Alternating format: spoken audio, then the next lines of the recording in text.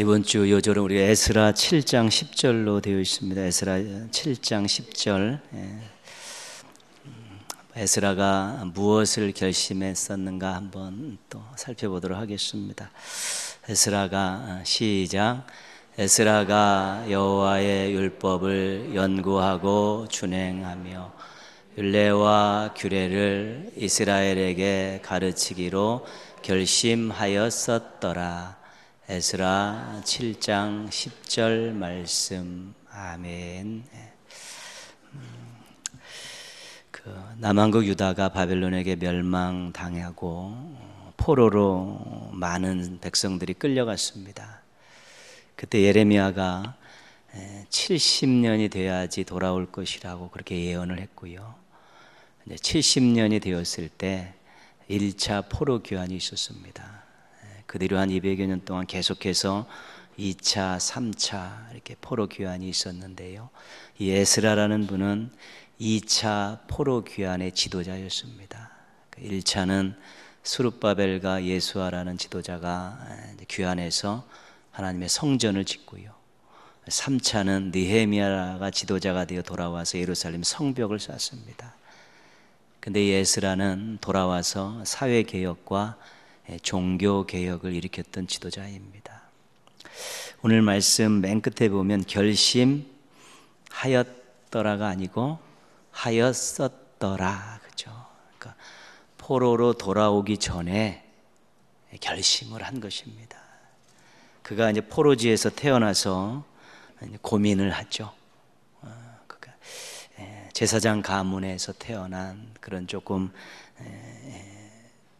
학문을 연구할 수 있는 그런 여건과 지식을 가지고 있는 사람들이었기 때문에 왜 이 백성이 이 남의 땅에 와서 오랜 세월 이렇게 포로로 살아야 되는가, 거기에 대한 궁금증이 생기고 의구심이 생겨서 그가 율법을 연구하죠. 율법을 연구하고 또 역사를 바라보면서 내린 결론이 뭐냐면, 이 백성이 이렇게 비참한 역사를 가지고 이방 땅에와 포로 생활했던 이유는 불순종이다. 불순종이다. 하나님의 뜻을 제대로 알지 못하고 정체성도 갖지 못하고 사명도 잃어버리고 하나님의 뜻에 어긋나게 살았기 때문에 이렇게 포로에 잡혀와서 비참한 인생을 살고 또 불운의 역사를 겪고 있구나, 그런 것들을 깨달은 것입니다. 그래서 에스라가 결심을 하죠. 가르쳐야겠다. 내가 돌아가면 가르쳐야겠다. 율법을 가르쳐야겠다. 하나님의 뜻을 가르쳐야겠다. 그게 결심을 한 것입니다. 무지해서, 하나님의 뜻이 무엇인지 몰라 무지해서, 또 하나님의 뜻이 무엇이 무지할 뿐만 아니라 그것을 실천할 수 있을 만한 그런 훈련이 되어 있지 않아서 이 백성이 이렇게 되었으니까 내가 돌아가면 가르치겠다. 그 결심을 이미 포로에서 돌아오기 전에 한 것입니다. 근데 이 결심을 하기 전에 뭘 했냐면 먼저 말씀을, 율법을 연구하는 것입니다. 깊이 연구해서 처음부터 끝까지 하나님의 말씀, 율법을 잘 살피면서 하나님의 뜻이 무엇인가를 정말 진지하게 생각하고 묵상하고 또 그것들을 잘 가르칠 수 있는 준비들을 다 했습니다. 뿐만 아니라 스스로 그 이방 땅에서 하나님 말씀대로 살려는, 율법대로 살려는 몸부림을 친 것이죠. 그래서 말씀을 연구하고 또 준행하는 일들에 있어서 먼저 본인이 다 하나님 앞에 겸손하게 다 실천을 한 것입니다. 말씀 앞에 사모하는 마음으로 쓰고 겸손하게 쓰고 그 말씀이 깨달아졌을 때 그 말씀대로 사는 그런 삶의 모습들을 다 한 것입니다. 그리고 나서 내가 고국에 돌아가면 이 백성에게 하나님의 율법을 가르치리라, 하나님의 뜻을 가르치리라 이 결심을 하고 이 백성들을 이끌고 돌아와서 그가 율법을, 하나님의 말씀을, 교재를 만들어서 다 가르치면서 사회개혁을 하고요. 3차로 귀국한 느헤미야와 함께 종교개혁을 단행합니다. 그래서 에스라가 활동했던 그 시기에는 참으로 나라가 좀 더 깨끗해졌고 하나님 앞에 제대로 선 모습들을 갖출 수 있게 되었다는 것입니다. 우리가 말씀을 대하는 태도, 또 우리가 말씀에 대한 우리들의 자세, 이런 것들이 하나님 사랑의 척도가 되는 것입니다. 하나님을 사랑한다고 백날 외쳐봤자 말씀에 관심이 없고 또 말씀대로 살려고 몸부림치지 않으면 그것은 다 거짓말이라는 것입니다. 그러니까 하나님 사랑의 척도의 1번은 하나님 말씀에 대한 자세와 태도입니다. 하나님 말씀하십시오. 종이 듣겠습니다. 하나님 말씀대로 살겠습니다. 이런 기본적인 태도가 없으면 하나님 사랑은 전부 거짓말입니다. 하나님 사랑한다는 것에 대한 중요한 증거 중에 한 가지가 말씀에 대한 태도입니다. 관심을 가지고 또 말씀대로 살려는 그런 노력하는 모습들, 이것이 하나님을 사랑하는 증거입니다. 그리고 말씀에 대한 이 태도와 자세가 실은 자기 신앙 성장을 하게 되는 중요한 원동력이 되는 것입니다. 말씀이 무엇이 있는 줄 알아야지 또 자기 목표를 정해놓을 수 있고요. 말씀이 또 무엇을 이야기하는지를 알아야지 죄에 대해서 단호할 수가 있고요. 말씀이 무엇을 약속하셨는지를 알아야만이 그 약속을 놓고 기도하면서 자기 신앙과 사명에 새로운 전기를 마련할 수 있게 되는 것입니다. 그래서 신앙 성장을 원하고 삶의 성숙을 원하면 말씀에 대해 진지해야 합니다.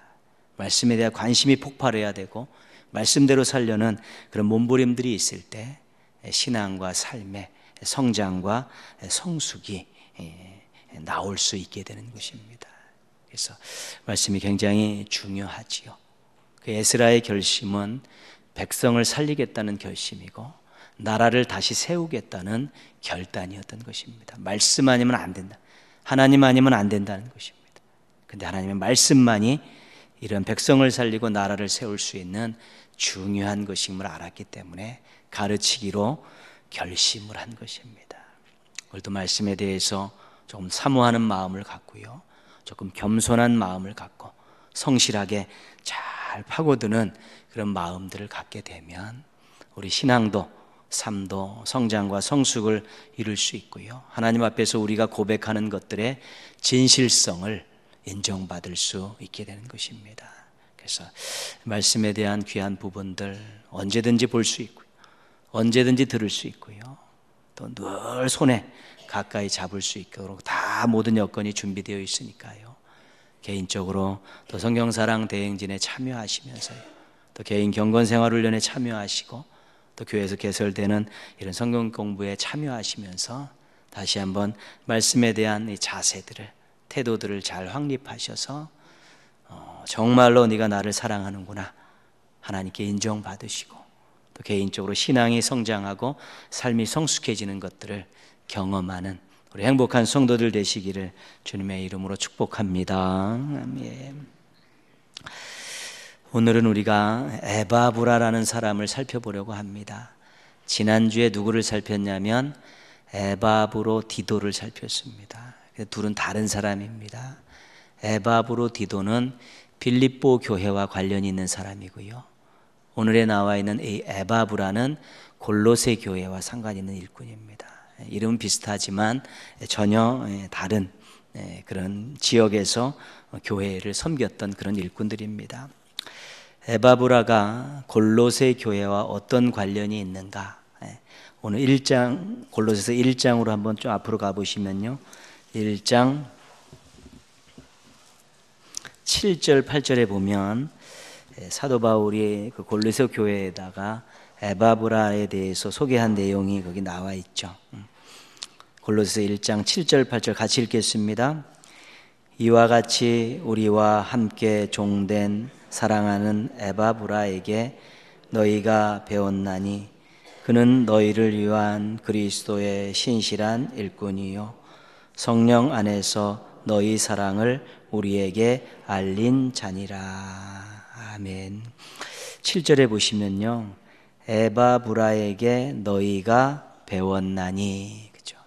그러니까 골로새 교회를 지도했던 지도자입니다. 말씀을 가르치고 신앙의 훈련을 했던 지도자가 바로 에바브라라는 것이죠. 그래서 에바브라가 골로새 교회의 지도자였다, 신앙 지도자였다는 것이죠. 근데 그가 얼마만큼 신실한 또 지도자였는가를 우리가 알 수 있는 대목이 1장 4절 5절에 보면 알 수 있습니다. 1장 4절 5절은 골로새 교회에 대한 신앙적인 평가입니다. 이것 때문에 사도 바울이 감사합니다라고 기도하고 있는 내용인데요. 골로새 교회가 어떤 교회였는가? 4절 5절 말씀 한번 같이 읽겠습니다. 이는 그리스도 예수 안에 너희의 믿음과 모든 성도에 대한 사랑을 들었으며 너희를 위하여 하늘에 쌓아둔 소망으로 말미암아 곧 너희가 전에 복음 진리의 말씀을 들은 것이라. 아멘. 거기 보시면 4절에 믿음, 사랑, 5절에 소망, 이 세 가지가 다 나옵니다. 신앙의 트리오라는 우리가 그런 별명을 붙이고 있는데요. 믿음, 소망, 사랑이 균형이 잘 잡혀 있는 교회가 골로새 교회였다는 것입니다. 사도 바울이 골로새 교회를 생각할 때마다 하나님께 감사하는 이유 중에 하나가 골로새 교회가 믿음, 소망, 사랑이 균형 잡혀 있는 교회이기 때문에 그렇습니다. 누구에 대한 믿음입니까? 예수님에 대한 믿음입니다. 누구에 대한 사랑입니까? 성도들에 대한 서로 사랑입니다. 어디에 대한 소망입니까? 하나님 나라에 대한 소망입니다. 그러니까 예수 그리스도를 믿음이 확실하고요, 성도들끼리 사랑하는 것이 아주 뜨겁고 또 하늘에 대한 하나님 나라에 대한 소망이 아주 분명했다는 것이죠. 그렇기 때문에 그런 성숙한 성장한 그런 교회에 사도 바울이 생각할 때마다 감사를 드리고 있는데, 그런 믿음, 소망, 사랑이 균형 잡힌 교회를 만드는데 한 중요한 역할을 감당했던 지도자가 에바브라라는 것입니다. 에바브라라는 것이죠. 그래서 믿음, 소망, 사랑, 우리 신앙을 점검할 때요, 내가 하나님의 주님에 대한 그 믿음이 어느 정도인가, 내가 성도들에 대한 사랑이 어느 정도인가, 내가 정말 하나님 나라에 대한 소망이 어느 정도인가, 그것 가지고 본인의 믿음을 또 잘 설명할 수 있습니다. 그렇죠? 자칫 잘못해서 한쪽으로 치우쳐버린 문제 생기죠. 하나님 나라에 대한 소망만 왕창 강조해가지고 삶에 대한 다 털어버리고 그냥 하늘만 바라보고 한 곳에 모여가지고 흰 옷 입고 뭐 그런 하나님 나라만 가겠다는 그런 준비만 하는 그것도 잘못된 신앙입니다. 성도의 사랑이 없는데, 삶에서 함께 발붙이고 같은 공간을 살아가는 사람에 대한 사랑이 없는 신앙은 그것은 편중된 신앙입니다. 예수님에 대한 분명한 믿음으로 구원의 확신을 가지고 정말로 성도들을 사랑하고 함께 손잡고 협력하며 주의 일을 위해서 힘쓰고, 그러면서도 어려움과 힘듦이 있을 때마다 하나님 나라를 소망하며 나에게 하나님이 예비해 주신 귀한 나라가 있기에 내가 참겠습니다, 수고하겠습니다, 인내하겠습니다, 그렇게 현재의 삶에 아주 귀한 모습을 잃어버리지 않는 그런 신앙이 아주 좋은 신앙이고 건강한 신앙인데, 골로새 교회가 그랬다는 것입니다. 사도 바울은 에바브라를 아주 간단하게 소개하고 있죠. 평가하는데 신실한 일꾼이다. 그렇죠. 7절 말씀 맨 끝에 보시면 그는 너희를 위한 그리스도의 신실한 일꾼이다. 그렇죠. 그래서 교회에 신실한 일꾼이 있으면 교회가 건강해지는 것입니다. 그 어떤 특정 사람이 아니라요, 정말 신실한 모습을 잘 유지하는 그런 일꾼들이 점점 많아지는 교회를 만드는 거 굉장히 중요하고요, 내가 교회의 한 모퉁이를 책임지는 신실한 일꾼이 되겠다라는 거룩한 욕심들을 가질 필요가 있는 것입니다. 네, 그렇죠. 그리고 8절 말씀 뒷부분에 보시면요, 성령 안에서 너희 사랑을 우리에게 알린 자니라 그랬죠. 그러니까 골로새 교회의 형편과 처지를 사도 바울에게 알린 일꾼이 바로 에바브라라는 것입니다. 오늘 본문 말씀으로 가면 우리가 발견할 수 있습니다. 4장 12절 거기 보시면 그리스도 예수의 종인, 어디에서 왔다고요?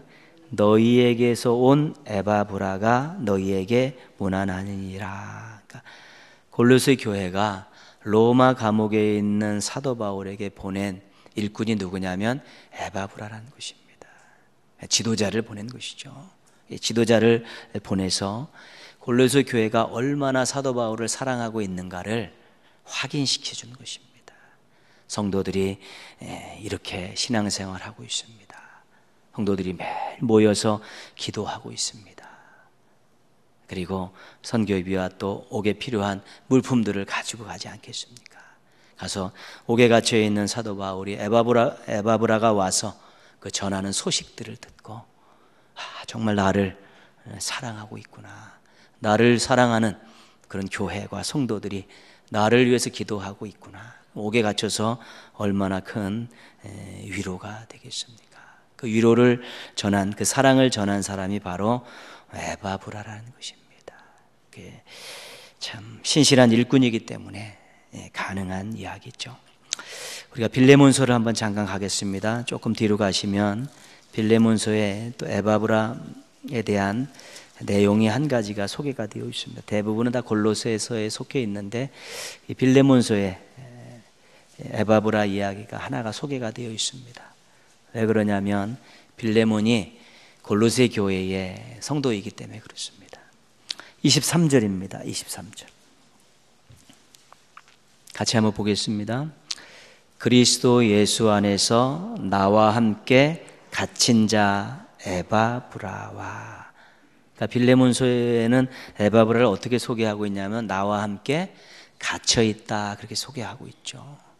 그런데 골로새서에서는 그런 내용이 없습니다. 진짜로 갇혔는지 아니면 늘 그 곁에서 옥바라하지 있는 것을 사도 바울이 볼 때 나랑 같이 갇혀 있는 거라고 그렇게 생각할 수도 있는 것입니다. 어쨌든 감옥에 갇혀 있는 사도 바울 근처에서 그에게 옥바라지를 했다는 것은 분명한 사실입니다. 들어가서 했는지 나와서 했는지는 모르지만 그랬다는 것이죠. 신실한 일꾼이기 때문에 그렇습니다. 우리가 신실하신 하나님이라는 고백을 하고 있습니다. 신실함이라는 말을 붙일 때는 아무데나 붙이는 것이 아닙니다. 신실함에는 여러 가지 조건이 있지만 가장 큰 조건 두 가지는 사랑과 인내입니다. 사랑과 인내입니다. 사랑하는 마음을 가지고 잘 섬기는 것이죠. 그리고 어려움이 있어도 끝까지 그 자리를 지키는 것입니다. 그것을 우리가 신실함이라고 합니다. 하나님이 우리를 얼마나 사랑하십니까? 우리 얼마나 사랑하십니까? 그 사랑 측량할 수 없는 사랑 아니겠습니까? 평생 갚아도 다 갚지 못할 사랑 아니겠습니까? 하나님이 우리를 기다리시느라고요. 믿지 않는 우리가 돌아올 때까지 얼마나 참고 참으셨는지 모르고요. 또 주의 일을 할 수 있는 일꾼이 되게 하기까지 얼마나 참고 참으셨는지 모르고요. 이 시대를 바라보면서 심판해야 될 극점까지 왔음에도 불구하고 끊임없이 참고 참으시는 우리 하나님이십니다. 하나님의 사랑과 인내는 끝이 없죠. 그렇기 때문에 우리가 하나님을 신실하신 하나님이라고 하는 것이죠. 그 사랑을 가지고 인내하면서 그 말씀하신 것을 끝까지 책임지시는 분이 신실하신 하나님이십니다. 그런데 우리가 에바브라라는 일꾼에게 사도 바울이 신실한 일꾼이다라고 붙일 수 있는 것은 대단한 것입니다. 그가 사랑이 아주 뜨거웠고요. 어려움이 있어도 끝까지 자기의 책임을 다하는 그런 모습을 가졌다는 것입니다. 뭐 주님께 비하면 아무것도 아니지만 그래도 교회를 향해 성도들을 향해서 그의 사랑과 그의 인내라는 것이 정말 다른 사람들보다는 좀 더 두드러졌다는 것입니다. 그래서 우리가 기도 제목 중에 한 가지는요, 우리가 주님 닮기를 원한다는 기도 제목들 있지 않습니까? 주 닮기를 원한다. 예수님 닮기를 원한다. 실은 닮아야 되죠. 우리가 하나님의 형상으로 지음을 받았기 때문에 실은 하나님과 어떤 부분에 있어서는 닮은 부분이 있고요. 우리가 하나님의 자녀가 되었기 때문에 하나님을 아버지로 부르면서 그분의 말씀을 또 읽고 묵상하고 순종하고 또 하나님과 또 기도를 통해 계속 교제하면서 우리가 하나님을 조금씩 닮아가는 것은 사실입니다. 근데 정말 닮아야 되는 것 중에 대표적인 것은 신실함입니다. 좀 사랑을 하되 좀 뜨겁게 하고요. 어려움이 있어도 맡은 바일 끝까지 잘 감당해서 정말 믿을만하다. 그런 소리를 들을 수 있는 것. 이 신실함을 우리가 하나님의 자녀로서 그 아버지 하나님을 닮아가야 될 중요한 덕목 가운데 하나라는 것입니다. 그런 계산적인 사랑 말고요. 거래하는 그런 사랑 말고요. 좀 뜨거운 사랑, 희생하는 사랑, 섬기는 사랑. 그리고 정말 조금만 힘들면 내팽개치는 그런 것들. 조금만 힘들면 등 돌려버리는 그런 거 말고 그래도 끊임없이 기다리며 자기의 책임을 다하는 그러한 모습들. 이거 신실함인데 이것이 우리가 하나님께 닮아야 될 아주 중요한 자녀된 도리라는 것을 우리가 기억할 수 있어야 되는 것입니다. 우리는 사랑을 받아봤기 때문에요. 그분의 마음이 소금댕이처럼 새까맣게 탄 것, 우리 때문에 탄 것 알고 있기 때문에 우리도 한번 사랑과 인내를 가지고 신실함에 있어서 우리 아버지 하나님을 닮아가는 것 정말 중요하고 필요한 것이고 멋진 것입니다. 하나님의 신실함을 담기 위해서 노력하고 또 노력하는 우리 하나님의 자녀들 되시기를 주님의 이름으로 부탁드리겠습니다. 오늘 우리가 읽었던 말씀은 에바브라의 신실함을 보여주는 내용이기도 하고요.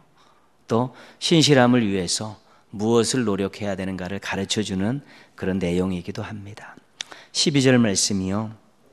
아까 첫 번째 문장은 같이 읽었죠. 에바브라가 무난했다는 내용이요. 그 다음 중간에 보시면 그가 항상, 거기부터 한번 읽겠습니다.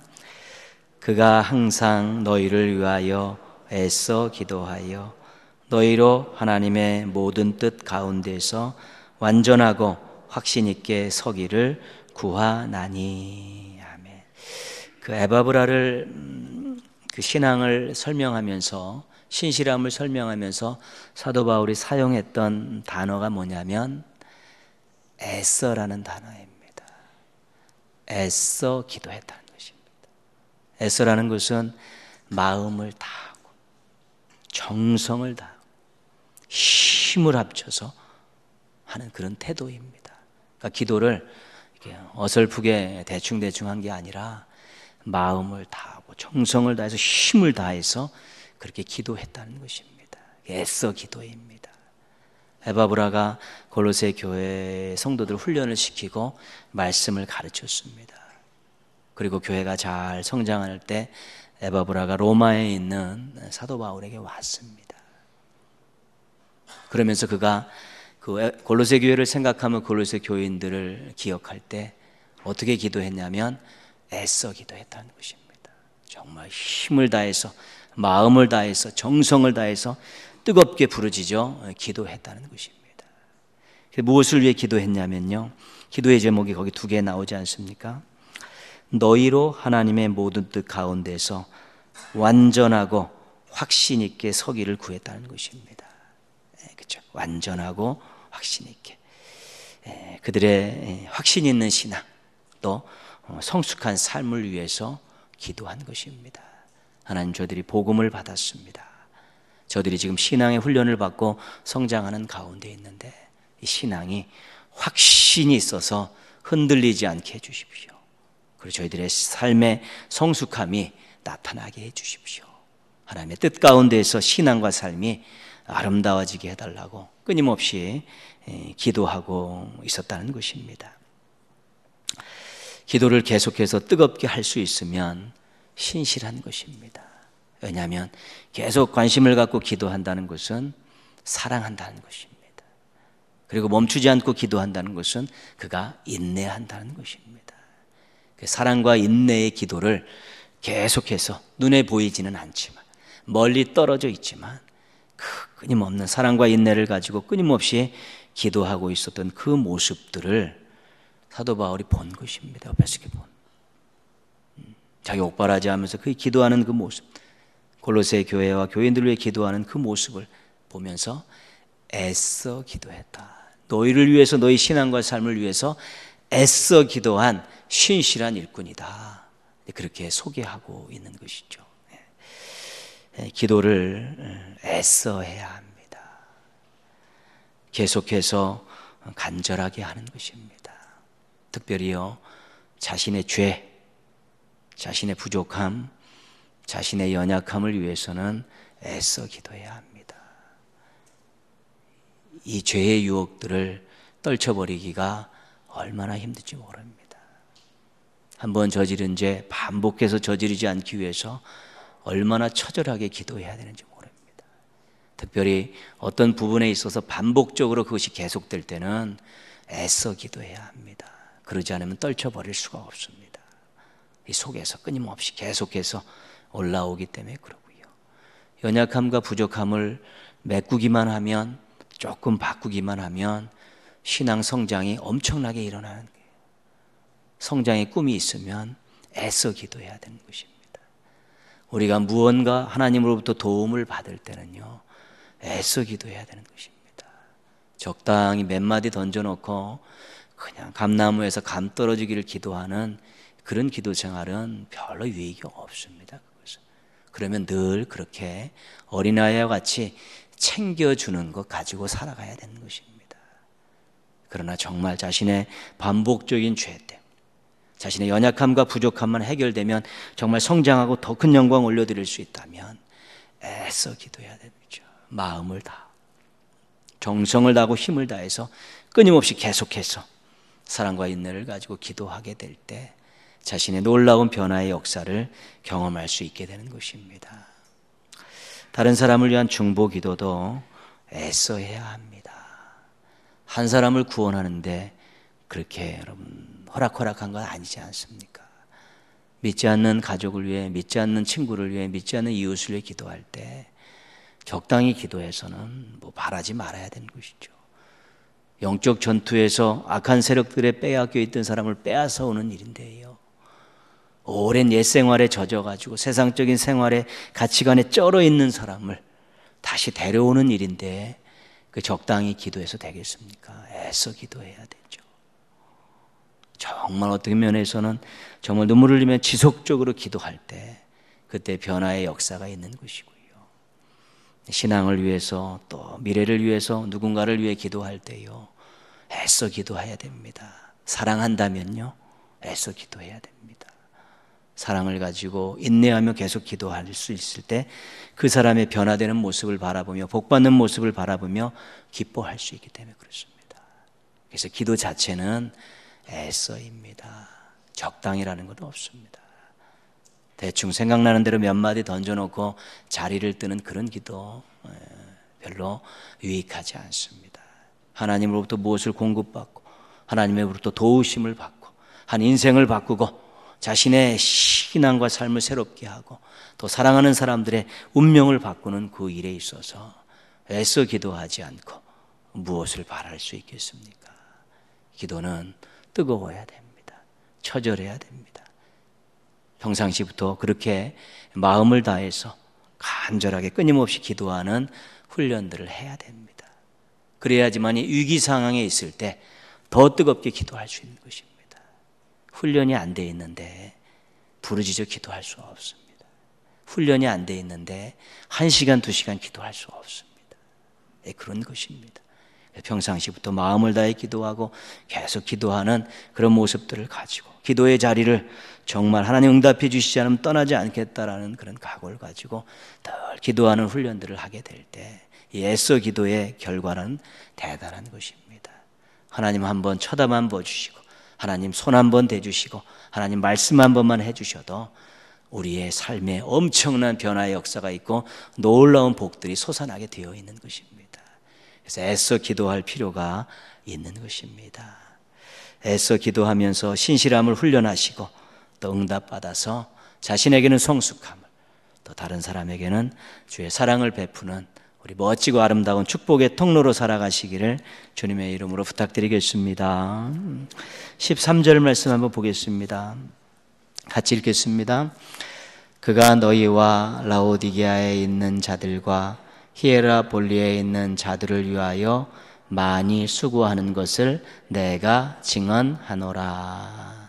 거기 보시면 그가 너희와 할 때 너희는 어디입니까? 골로새입니다. 골로새. 그러니까 골로새, 라오디게아, 히에라볼리. 여기는 이렇게 인접되어 있는 도시들입니다. 근데 이 도시들 사이로 로마가 뚫어놓은 대로가 있습니다. 그래서 무역이 활발했고요. 많은 교류가 있었던 그런 부유한 지역의 이 세 지역입니다. 이 세 지역에 교회가 세워진 것이죠. 그런데 이 세 지역을 누구에게 맡겼냐면 에바브라에게 맡긴 것입니다. 사도 바울이. 이 부요한 도시들을 골로새 교회의 중심터를 잡고 있지만 히에라볼리아와 또 라오디게아까지도 에바브라가 관할을 좀 해달라고 유임한 것이죠. 라오디게아 교회는 여러분 우리가 어디서 들었습니까? 라오디게아 교회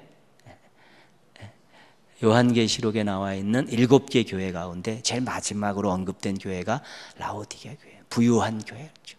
부유한 교회였죠. 그 지역이 부유한 지역이었습니다. 근데 이 세 지역을 그냥 이렇게 뭐 인우동, 중로성동 이렇게 있는 도시들이 아니라 그래도 10여 킬로씩 이렇게 떨어져 있는 그런 도시들입니다. 그러니까 이 도시들을 이렇게 순회하면서 사역했던 사람이 바로 에바브라입니다. 근데 에바브라를 설명하면서 어떤 단어를 사용하고 있냐면요. 13절 뒷부분에 보면 많이 수고, 이런 많이 수고. 수고를 했는데 많이 수고했다. 많이 수고했다. 수고도 대단한 일 아니겠습니까? 수고도 대단한 것입니다. 근데 많이 수고했다는 것이죠. 새 교회를 오가며 가르치고 훈련하는 것이죠. 사도 바울은 그 여행의 그 고단함을 알고 있죠.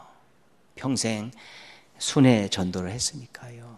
그래서 지역을 이동하면서 무언가를 한다는 것에 대한 어려움을 잘 알고 있고요. 교회를 개척하고 그 교회의 초석을 다지는 일이 얼마나 힘든 일인지 다 알고 있었습니다. 그런데 그 일을 지금 새 지역을 오가면서 그 교회들을 가르치고 있는 에바브라가 얼마나 수고하는지를 잘 알고 있는 것입니다. 그래서 그를 많이 수고했다. 너희들이 상상할 수 없는 그런 수고하고 많이 수고한 사람이 바로 에바브라다. 그렇게 지금 골로새 교인들에게 그를 소개하고 있는 것입니다. 수고는 부지런해야지 할 수 있습니다. 수고는 사랑이 있어야 할 수 있습니다. 그렇지 않습니까? 누군가를 위해 무언가를 위해 수고할 때 부지런해야 됩니다. 그리고 사랑이 있어야 가능한 것이죠. 게으르다거나 이기적이면 수고할 수 없습니다. 게으른 사람 수고하기 어렵고요. 이기적인 사람 수고하기가 어려운 것입니다.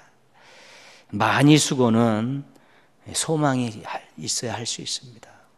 나의 이 수고가 하나님을 기쁘시게 하고 또 이 상대방이나 이 교회에 큰 유익이 된다라는 소망이 있을 때 더 많이 투입할 수 있는 것입니다. 많이 수고는 인내가 절대적으로 필요한 것입니다.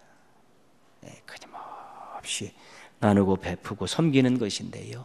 인내가 없이 어떻게 많이 수고할 수 있겠습니까? 소망이 없거나 인내하지 못하면 많이 수고할 수 없는 것입니다. 많이 수고라는 단어는 최고의 표현입니다. 그것은 수고했다. 그것도 대단한 건데 많이 수고했다는 것은 자기가 해야 될 일보다 더 힘에 지나도록 한 것입니다. 사랑하기 때문에 그런 것입니다. 소망이 있기 때문에 그런 것이고요. 그 일이 하나님이 기뻐하시는 일이라는 확신이 있기 때문에 그렇게 수고하되 많이 수고할 수 있는 것입니다. 적게 수고하고 많이 칭찬받기 원하는 마음들이 우리들에게는 있습니다. 또 적게 수고하고 또 많이 거두고자 하는 그런 마음도 우리에게 다 있습니다. 그러나 그 말씀에 유배되는 것입니다. 그렇죠? 수고하지 않고 열매 기대하면 안 되는 것입니다. 땀 흘려 수고하지 않고 열매 바라면 안 되는 것입니다. 분명하게 말씀하십니다. 심는 대로 거둔다는 것입니다. 그래서 우리의 수고가 성경에 보면 우리의 수고가 그 뒤에 무슨 표현이 있냐면 헛되지 않다 그런 표현이 있습니다. 왜요? 우리의 수고가 우리의 많이 수고가 하나님께서 기억하시기 때문에 그렇습니다. 저 사랑하는 마음으로 인내하면서 하나님 기뻐하시는 걸 생각하며 또 교회와 성도들과 대상자들이 행복할 것을 기대하면서 했던 많은 수고들은 우리 하나님께서 기억하고 계시기 때문에 절대로 헛되지 않는다는 것입니다. 헛되지 않는다는 것입니다. 실은 우리가 오늘날에 이르기까지 얼마나 많은 사람들이 우리를 위해서 수고하셨겠습니까? 부모님으로부터 시작해서 우리의 이런 귀한 삶을 위해, 인생을 위해서 얼마나 많은 사람들이 수고했는지 모릅니다. 많이 수고했기 때문에 이렇게 신앙 안에서 또 좋은 미래를 바라보며 살 수 있게 되는 것이지요. 그래서 많이 수고했다는 것이 정말 대단한 칭찬인데, 많이 수고하지는 못해도 우리가 수고하면서는 살아야 됩니다. 왜요? 수고에 빚진 자들이기 때문이요. 그래서 주의 일을 하는 것에 대해서 짐을 지지 마십시오. 그건 짐이 아닙니다.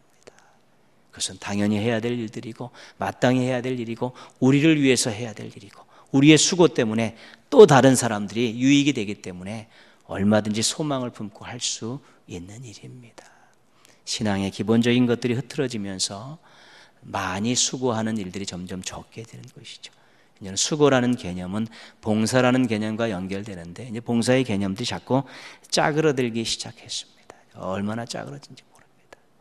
그렇지만 그래도 우리는 누군가의 수고에 의해서, 졸지도 주무시지 않은 하나님의 수고에 의해서 우리도 이만큼 살게 됐으면 좀 수고하며 살고 때로는 많이 수고하며 살 필요도 있게 되는 것입니다. 많이 수고하면서 신실함을 훈련하시고 또 하나님 영광 받으시고 다른 사람들에게 기쁨을 안겨드리는 이 일들에 대해서 조금 더 관심을 가지고 또 실천하시기를 주님의 이름으로 부탁드리겠습니다. 애써 기도하는 신앙인, 많이 수고하는 신앙인, 하나님과 사람들에게 신실한 일꾼으로 인정받은 신앙인, 이분이 바로 에바브라라는 것입니다. 근데 우리도 조금씩 기도에 열정을 좀 키워가고요, 또 수고함에 조금씩 한 걸음씩 더, 또 한 손씩 더 내밀는 그런 노력들을 하게 되면 우리도 신실한 일꾼으로 하나님 앞에 칭찬받을 수 있게 되는 것입니다. 여러분의 애써 기도와 여러분의 많이 수고가 우리 하나님께는 기쁨이 되고 또 교회와 성도들과 여러분의 지인들에게는 큰 기쁨이 된다는 사실을 꼭 잊지 마시고 정말 신실한 일꾼답게 멋지게 한번 살아보시고 멋지게 한번 매달려 보셔서 자신도 행복하고 사람도 행복하고 하나님도 기뻐하시는 놀라운 일들을 인생 가운데 많이 맛보며 살아가는 행복한 성도들 되시기를 주님의 이름으로 축복합니다. 아멘.